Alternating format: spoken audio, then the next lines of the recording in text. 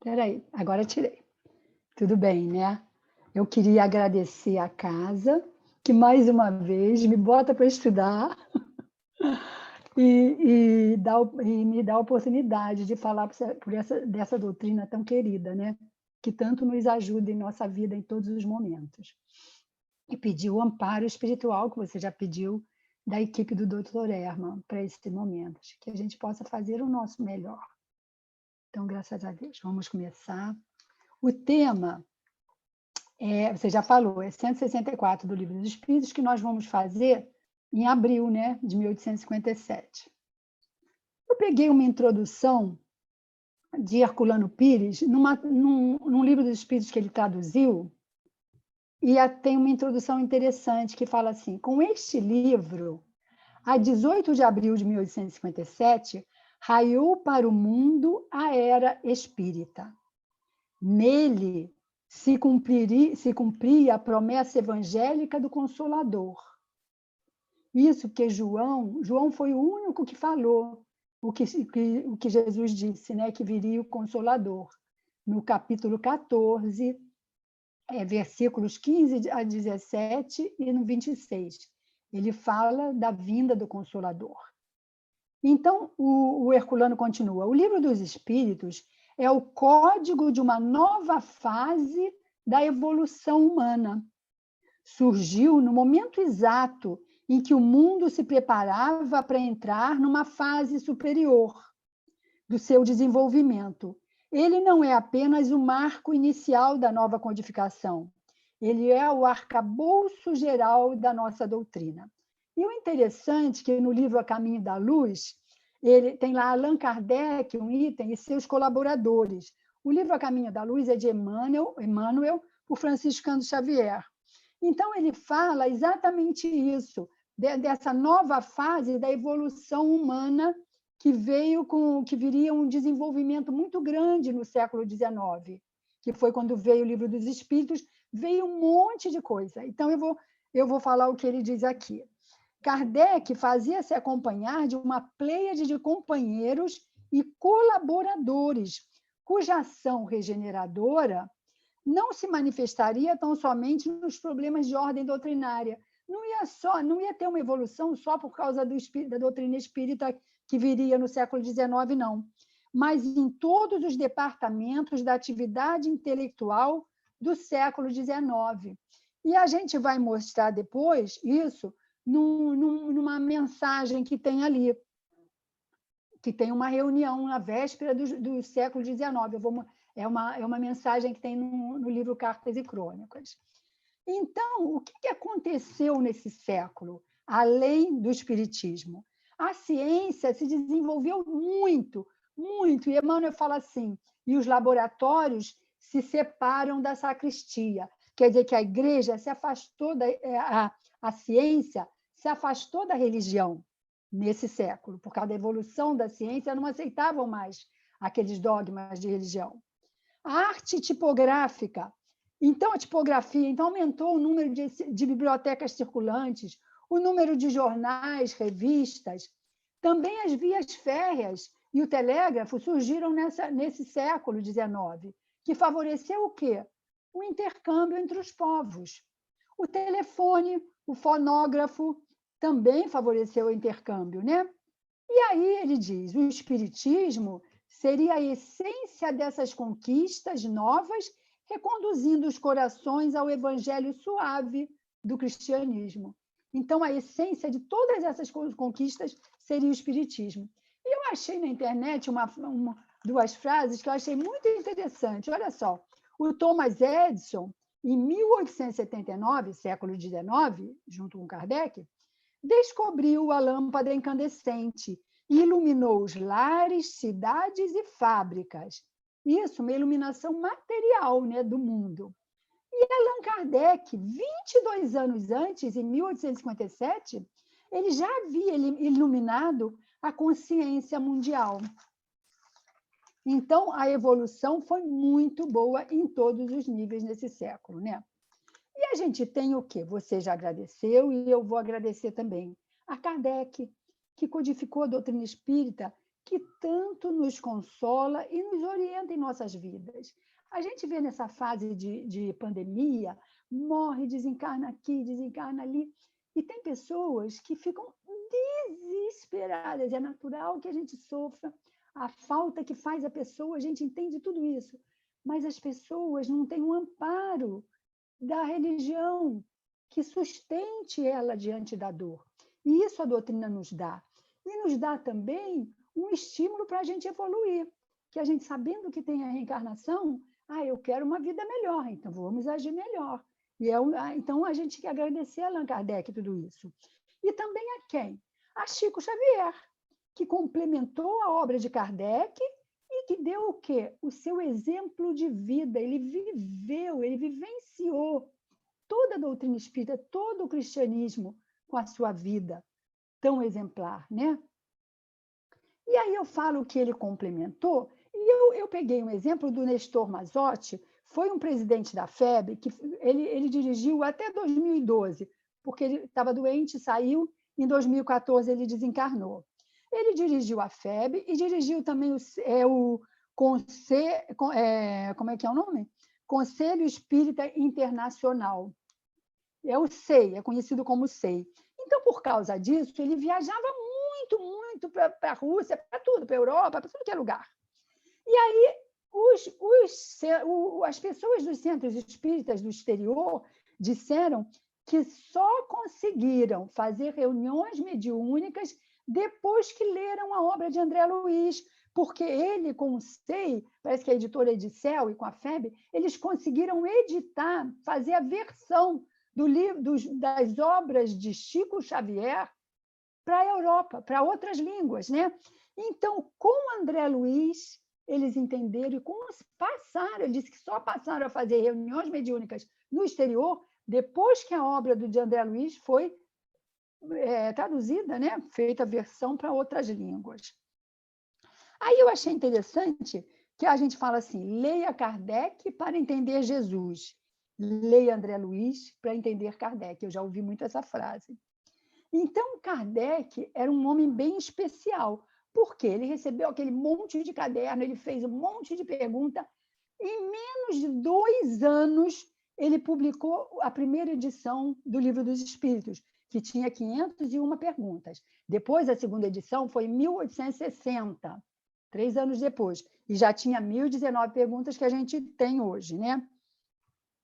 E no livro Obras Póstumas fala uma coisa que bate com isso, que ele começou em maio de 1855, foi a primeira vez que Kardec viu uma mesa, aquelas mesas girantes, as mesas que respondiam, né?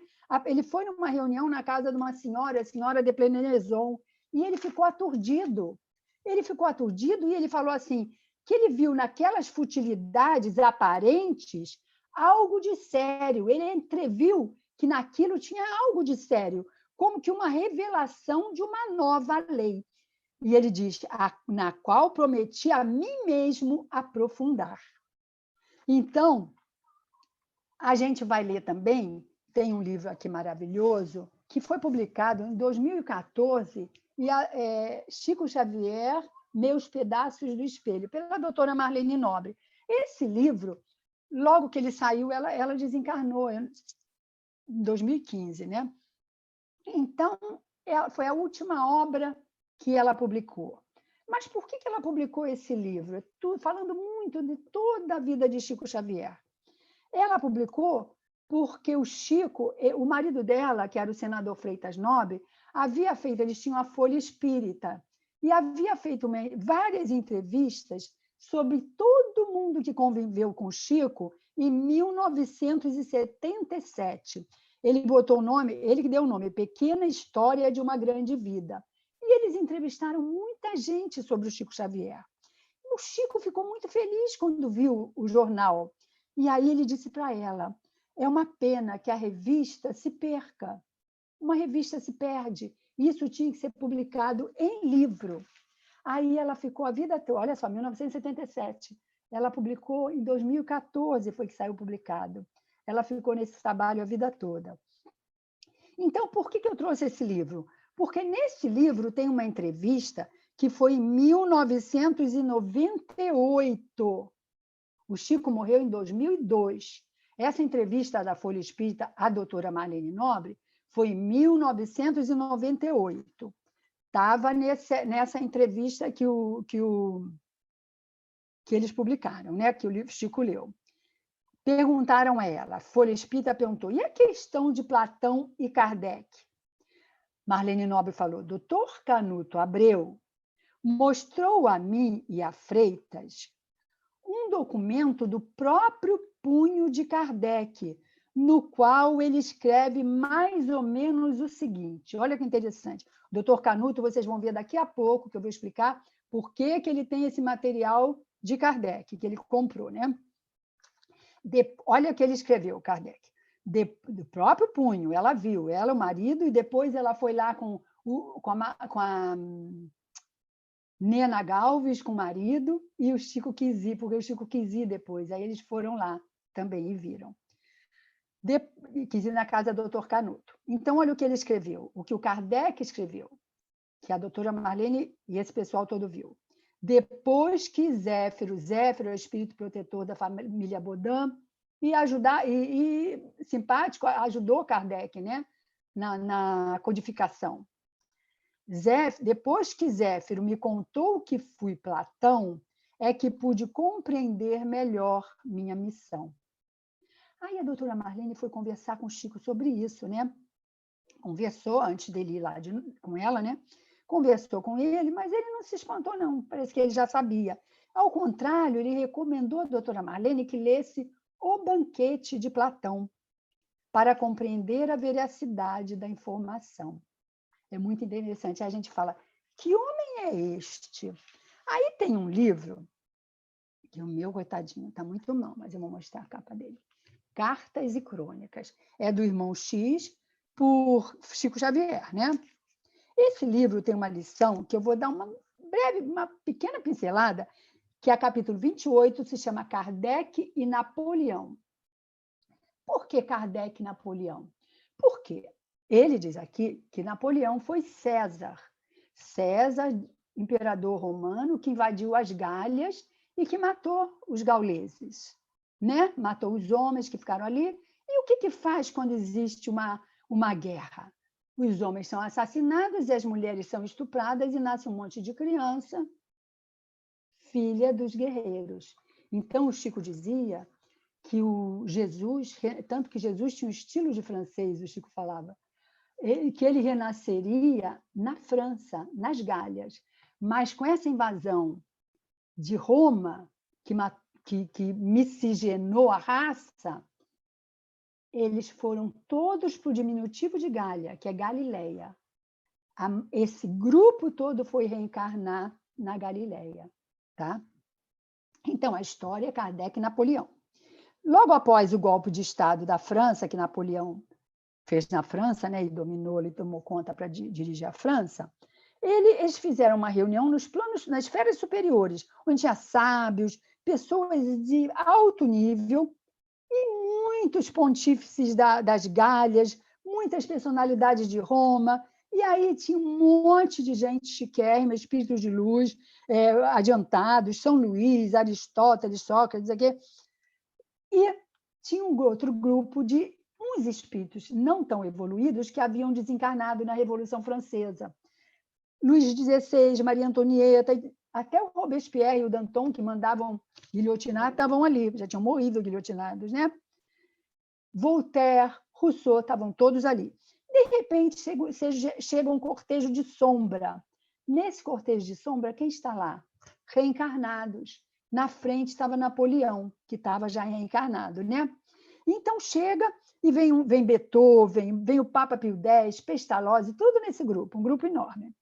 E aí o primeiro cônsul, né, que era o Napoleão, não estava chorando, nada disso. Mas, de repente, aparece uma estrada de luz. Essa estrada de luz se projeta do céu e, quando as estrelas chegam, como se fossem estrelas, se transformam em seres humanos luminosos. E aí eu lembrei, sabe do quê? Quando a madrasta do Chico, a Cidália, a madrasta, morreu, que era uma mãe drasta, né? Ela, quando desencarnou, o Chico tinha 21 anos. ela acolheu o Chico com todo carinho. O que ela fez quando o futuro marido já convidou ela para casar? Ela falou: eu só caso com você se você recolher todos os seus 9 filhos que estão na casa dos outros para nós criarmos juntos. Alguém falaria isso? No Entre a Terra e o Céu, a moça quer matar o filho do ex-marido, né? Então, imagina se alguém falar isso, só um espírito que é uma bola de luz, que pode se transformar numa bola de luz. Então, viu descendo, no caso do Chico, veio também, quando ela morreu, o Chico viu descer um grupo de luzes, de estrelas, que se transformaram em seres humanos. Assim como esse grupo que veio aqui, e que Kardec estava junto, o futuro Kardec, né? Então, no Chico Xavier, quando morreu a madrasta, desceu aquele monte de... Aquele grupo, não sei se 12 espíritos, 12 bolas de luz, se transformaram em seres humanos. Ela se senta no caixão, a Cidália, ela vê que o Chico está vendo tudo, dá um sorriso, dá um adeuzinho, dá a mão para esses espíritos e sobe com eles, e ela vê, o Chico vê ela se transformar numa bola de luz também. Mas não era uma mulher normal. Mandar pegar os 9 filhos do ex-marido, do atual marido, do futuro marido. Não é normal, né? Então, nesse grupo luminoso que se transformou em seres luminosos, estava um que tinha uma tiara rutilante. Essa tiara, diz que os pontífices da Gália usam, que é como se fosse uma autoridade moral e religiosa. Mas ele tinha cheio de atração e doçura, era um espírito diferenciado no meio deles. Tinha um olhar magnânimo, ele diz aqui. E aí, quando o Napoleão vê esse moço, se ajoelha diante dele, porque César tinha matado ele lá nas Gálias, né? E ele levanta o César, não quer ele ajoelhada, abraça o César, e aí se ouve uma voz vinda do céu, dizendo que ele, César, ontem, hoje, orientador, tinha que seguir, renova perante o Evangelho o compromisso de auxiliar-lhe a obra renascente. Ele diante do pontífice de luz, né? E aí, gente, essa voz fala para ele: não te fascines pela vaidade que buscará coroar-te a fronte. E aí, você sabe o que acontece? Quando ele vai renascer, aquele Papa Pio VII, que estava lá naquela reunião, ele obriga esse Papa, ele era um encarnado que estava na reunião, ele obriga esse Papa a coroar ele. Eu não tinha falado, né? Que estava Beethoven, Pestalozzi, Papa Pio VII, todo mundo nessa reunião também. Goethe, Faraday, mas todos encarnados foram à reunião. E o Kardec está na gestação, está sendo gestado já em maio, como perdeu a proteção, aqui diz, a proteção de Kardec sobre Napoleão já começou a destrambelhar. Aí o que o Napoleão fez? Obriga o Papa Pio VII a coroar ele, fazer rei, né? E aí ele vai para guerras sanguinolentas e é exilado numa ilha para morrer depois. E aí termina assim: enquanto ele foi exilado para morrer noutra ilha, o Kardec, né, o futuro Kardec, deu integral cumprimento à divina missão que trazia à Terra, inaugurando a era espírita cristã. Então, gente, não era um indivíduo qualquer, né? Não era um espírito qualquer, né? E aí, a gente vai falar da família de Kardec. A família de Kardec, quem quiser, eu não vou poder falar muito, tem na Revolução Espírita, tem um livro aqui chamado Revolução Espírita, que é de Paulo Henrique de Figueiredo, que vocês fizeram um encontro com ele também, já sobre aí no GED. Esse livro tem vários vídeos do Paulo Henrique sendo entrevistado pela TV Mundo Maior, onde ele conta tudo da família de Kardec, tudo de Canuto Abreu, tudo de tudo. E o que é a família de Kardec? Não era pobre. O avô foi guilhotinado da Revolução Francesa, tinha sido governador do estado lá que eles moravam. O pai desapareceu. O pai dizem que era juiz, mas não era um juiz, ele era militar, mas ele funcionava como juiz na guerra. quando tinha problemas na campanha, ele julgava. Por isso era dito juiz. Então, quando Napoleão mandou invadir Portugal, isso tem uma ligação com o Brasil, porque quando Napoleão manda invadir Portugal, o que faz Dom João VI? Ó, foge para o Brasil, né? Com todo o grupo lá, rapidinho foge para o Brasil. E o pai o pai de Kardec vai no grupo que vai invadir Portugal. Mas acontece que, para chegar rápido, mandaram ir pelo Rio Tejo, que eles viram no mapa que era rápido, porque a Inglaterra estava vindo por mar para invadir Portugal. Mas ele, para proteger, sei lá, para ajudar, a Inglaterra ajudava. Mas acontece que eles não perceberam, eles não sabiam que lá era muito montanhas, muito frio, morreu todo mundo de fome, muita gente. Um dos que morreu, que desapareceu para sempre, foi o pai de Kardec, quando Kardec tinha 2 anos. E ficou a avó e ficou a mãe. E a mãe se apegou demais a Kardec, porque, além dela perder o pai, perder o marido, ela já tinha perdido uma filha de 2 anos e um filho de 6 anos. Então, para nascer o Kardec, por isso que Kardec foi batizado, como é que fala? Nasceu, né, em Lyon e foi registrado em Lyon, porque ela foi para uma estação de águas e ficou lá se tratando com medo, porque naquela época ela era dita mais velha para ter filho, né? E aí nasceu Kardec, ficou 6 meses lá, foi registrado lá, tudo, depois que eles voltaram para Bourg-en-Bresse. Bourg-en-Bresse era a cidade deles. Isso tudo vocês ouvem no Revolução Espírita. Bem, isso para falar que Kardec não era pobre, teve toda uma cultura e que teve o quê? 3 mulheres maravilhosas na vida dele, a avó, a mãe e a esposa. A mãe vendeu uma casa maravilhosa para pagar a escola de Verdun e morar na Suíça também. Foi morar na Suíça. E depois fundou a escola com ele, trabalhou na escola com ele, que Kardec fundou, e a Amélie Baudet, que quando ele teve dificuldade financeira, ela, que era rica, culta também, tinha estudado na curso normal e tinha estudado baseado em fizeram uma escola baseada em Pestalozzi, onde ele estudou, fizeram na França, ela trabalhava e ela ajudou financeiramente também, porque ela era de família rica. Então, foram 3 mulheres importantes. Agora, a gente vai para um livro que se chama O Livro dos Espíritos. Esse livro aqui é show. É um livro que hoje eu acho que só no sebo, tá, gente? Eu comprei há muitos anos. Em 1952 ele foi editado, tá? O Livro dos Espíritos, sua tradição histórica e lendária, de Canuto Abreu. Bem, a gente... Espera aí. Antes de pegar o livro, eu vou falar um pouquinho. Esse livro é um romance histórico. O Canuto romanceou o dia em que saiu, que foi publicado o Livro dos Espíritos. Desde o momento que o livro chegou na livraria, ele romanceou diálogos, não sei o quê, até uma pequena recepção que Kardec fez na casa, que o casal Rivaio fez na casa deles, para receber umas 20 pessoas mais ligadas ao livro, né? Então, ele é todo romanceado. E ele tem o prefácio de Emmanuel. E é interessante que a gente vai ler esse prefácio, porque quem é Canuto Abreu? Foi um paulista de Taubaté, desde jovem na FEB, e ele se formou em farmácia, medicina, direito, teologia.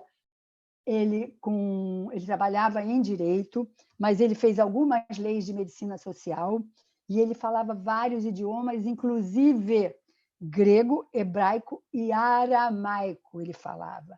Não era um qualquer também. E aí, ele, no livro Autonomia, que vocês fizeram um encontro aí, do Paulo Henrique, está contada toda a história do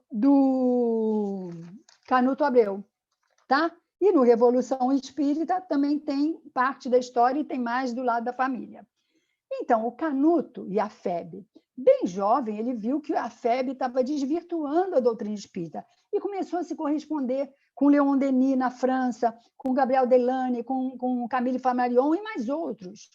E começou a se corresponder com eles, e lá também eles contaram que, quando Kardec morreu, também houve esse mesmo desvirtuamento na doutrina, né?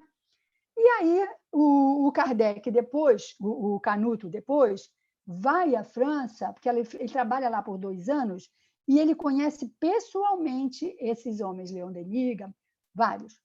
E ele vai na livraria, onde Kardec, que era, né, a livraria espírita da época, ele vai lá e tinha o tal armário que Kardec guardava tudo. E ele consegue copiar. A moça abria só para ele copiar tudo que tinha de Kardec. Por isso que ele tem esse material todo. E aí vocês vão ver que interessante, que fala aqui no prefácio. Olha que interessante. As tuas anotações quanto à história, as anotações do Canuto, é de Emmanuel. As tuas anotações quanto à história do Espiritismo não constituem obra do acaso, e sim tarefa de elevado alcance moral para a causa que pretendemos defender. Então, defender. Quando o Canuto chegou com esse material, que viu que estava tudo desvirtuado, mostrou para o Chico falou, vamos publicar. E o Canuto falou, não, vamos perguntar aos espíritos. Emmanuel falou, não é momento, nem tão cedo.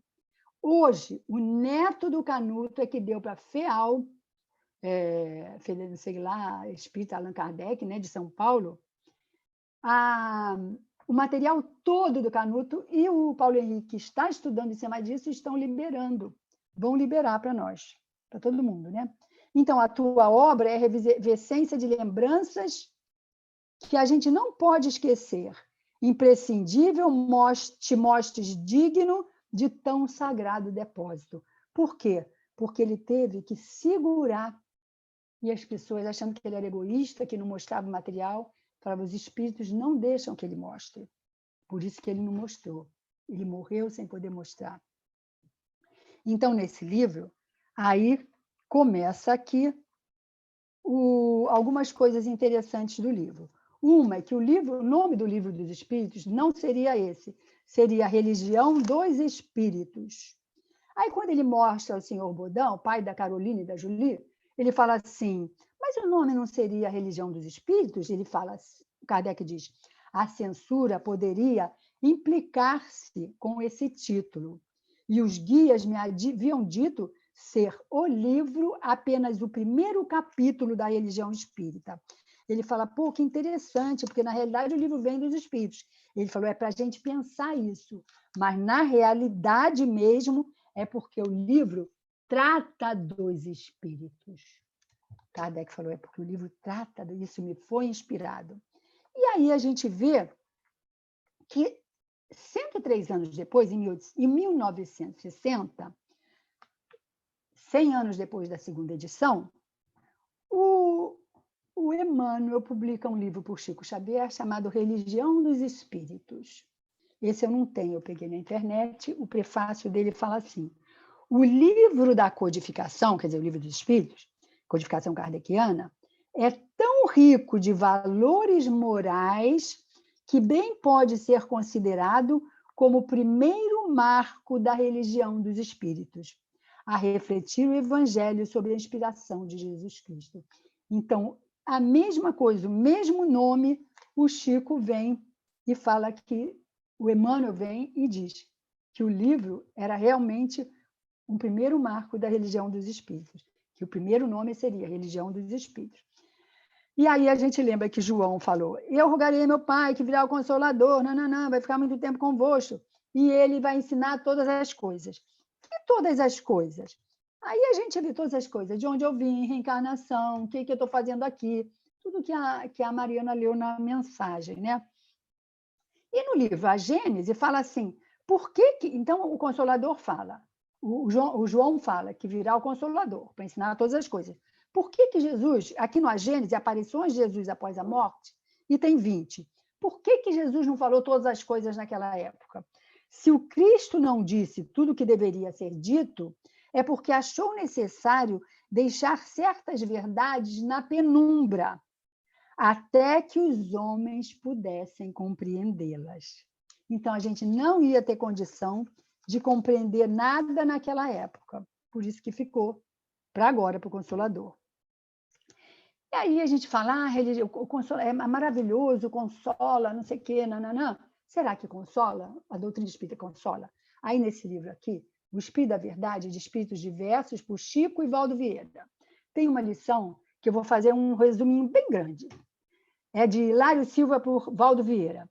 Era uma triste manhã de abril de 1860, fria, O Kardec estava arrasado porque você recebia cartas sarcásticas, tinha pouco dinheiro, não sei, todo mundo ofendendo ele, traindo, não sei mais o quê.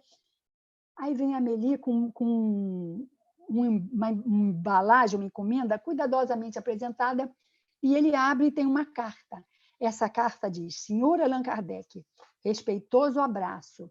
Com a minha gratidão, remeto-lhe o livro anexo, bem como a sua história, rogando-lhe, antes de tudo, prosseguir em suas tarefas de esclarecimento da humanidade, pois tenho fortes razões para isso. Aí ele conta que ele sempre foi encadernador, que se casou há 2 anos e que a mulher morreu de repente e ele, arrasado, queria se matar. Quando ele vai se suicidar, ele não sabia nadar, no Rio Sena, que ele bota a mão no parapeito, ele fala Ponte Marie, chiquérrimo, bota a mão no parapeito para pular, cai um livro úmido, ele pega e vê: esta obra salvou minha vida. Leia com atenção e tenha bom proveito. Assinado, né, por Alohan. Aí ele pega, abre o embrulho, pega o livro encadernado lindíssimo com o nome dele e lê assim: salvou-me também. Olha que lindo. Deus abençoe as almas que cooperaram em sua publicação. Esse é o Joseph P.I.E. E aí a gente fala: consola, consola. 2 suicídios ali salvou, né? E no Obras Póstumas, Minha Missão em 1856, ele pergunta se ele pode... Espera aí, que a cachorra quer descer. Se ele pode... Tem uma cachorra aqui que ela participa sempre. É a Lala. Então, se ele daria certo, ele nessa missão, não sei o que, isso em 1856, tá? Nem tinha sido publicado. A sua missão está cheia de perigos, a tua realidade, a sua missão é rude, pois trata-se de abalar e transformar o mundo inteiro. Toda missão boa tem um monte de coisa contra, né? Ele ia sofrer muito. Estarás exposto a calúnia, a traições, então as pessoas mais amigas vão lhe trair. E aí ele bota uma nota embaixo dessa data, uma nota que é de 1º de janeiro de 1867, que constatou que tudo aconteceu, sofreu demais, mas uma coisa que o Espírito Verdade não falou para ele é que ele receberia tantas bênçãos, tantos testemunhos de real simpatia ele receberia de parte de numerosos aflitos que a doutrina consolou. Então, gente, a doutrina consola? Consola sim, né? E aí vamos voltar para o livro. Aí a gente vai ver aqui, quando chega a reuniãozinha na casa dela, chega a família Bodin. E ele tinha um carinho enorme pela Caroline e a Caroline por ele. E a Caroline por ele. Gente, meu celular está tocando. A Caroline tinha o maior carinho por ele. E é porque ela tinha sido das Galhas, uma druideza também. E ele... Meu Deus, ele está marcando a hora para mim, ó.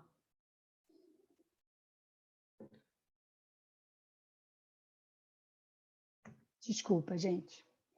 Eu não botei no silencioso, né? Então, as meninas receberam o livro autografado, estavam muito felizes, não sei o que, nanará. E aí, ele fala que ela era uma querida dele, era um espírito de luz, um caráter em coração e tudo mais. E aí, gente, vamos passando. Quando o Rivaio fez, era tudo gaulês, Zéfiro, ela, a Ruth era a única que era de um grupo de semitas. O Zéfiro, a Caroline, a Jolie, todos eram gauleses. E aí elas começam a discutir como é que foi feita esse livro, que o professor tratava os espíritos como se fossem discípulos, porque ele exigia, ele escolhia o que ia ser colocado no livro, ele não deixava colocar qualquer coisa. Então, ele exigia que fossem coisas morais. Eles queriam botar coisa científica, ele não deixava, tem que ser o lado moral. E elas dizem que ele tratava os espíritos como se fossem discípulo deles. E quando tinha algum desacordo, que ele não concordava com os espíritos, nem os espíritos com ele, eles iam ao Espírito Verdade. E quem é que estava com a razão sempre? Sempre era Kardec.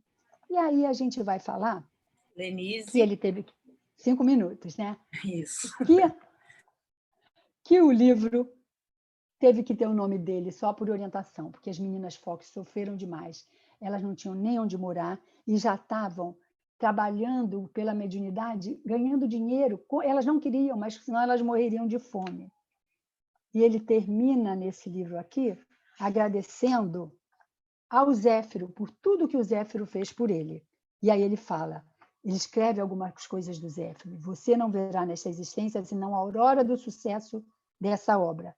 Terá que voltar à Terra reencarnado noutro corpo para completar o que está apenas começando. E aí a gente volta para o nosso estudo, né? Aí vem o Espiritismo para o Brasil. E aí a gente vê Jesus falando com cadê? Com Ismael, né? Que a árvore dele viria para o Brasil. E aí, por que veio? Porque na Europa era muito, eles se preocupavam na ciência, na parte filosófica e discutiam muito. E no Brasil era exatamente o cristianismo resivivo, porque aqui tinha passe, água fluidificada, desobsessão, era auxílio assistencial às pessoas carentes, era remédio de homeopatia, sempre voltado para a caridade aqui no Brasil. Aí a gente sabe que o Chico também foi... Tem um livro chamado do Divaldinho Matos, Chico Xavier e Pedro Leopoldo. Se a gente veio com o Espiritismo no Brasil, não pode deixar de falar no Chico, em que o José Perácio e Carmen Perácio cuidaram do Chico, né? Da irmã do Chico que estava com obsessão. Então, ela foi curada e o Pascoal Comandute, que era um médium, chegou para eles e falou assim, vocês têm que se mudar para Pedro Leopoldo. Eles tinham condição. Vendam tudo que tem, morem lá. Eles ajudaram a fundar o centro espírita deles, do Chico, né? E falaram assim, doravante, a principal missão de vocês agora é ajudar Chico Xavier. Ele possui recursos mediúnicos múltiplos. Agora, olha que interessante, está cercado de falanges tão poderosas como as que assistiam Jesus. E aí continua falando que ele vai publicar muitos livros. E aí a gente pegou aqui que tem 3 etapas do Espiritismo. Nesse livro, e no Seara Bendita, tem um discurso de Bezerra falando das 3 etapas do Espiritismo. A primeira foi o assentamento das bases, a segunda foi a difusão, os centros espíritas, o estudo, e cada etapa de 70 anos, 1860 a 1930, 1930 a 2000. E agora nós acabou a etapa da difusão, nós estamos na etapa da atitude, da fraternidade, etapa da maioridade. O que é isso? É praticar o Espiritismo. Não é só estudar como eu faço, é praticar, colocar em prática. E eu tive que trazer essa lição por causa desse momento que nós estamos vivendo, hora de transição, de Irmão José por Carlos Bacelli. A gente vai terminar com ela, que é escândalos, que é natural que em fase de transição tenha muitos escândalos. Por isso aparecem contradições em todos os segmentos sociais, até nas religiões. Muita confusão em religião. Agora a FEB deu para mudar a obra de Chico. Eu peguei uma troca que não era nem sinônimo. Então, porque tem escândalos sexuais, financeiros. E aí, o principal é que ele fala assim, cuida-te, porém, para que tu mesmo não venhas a ser motivo de escândalo.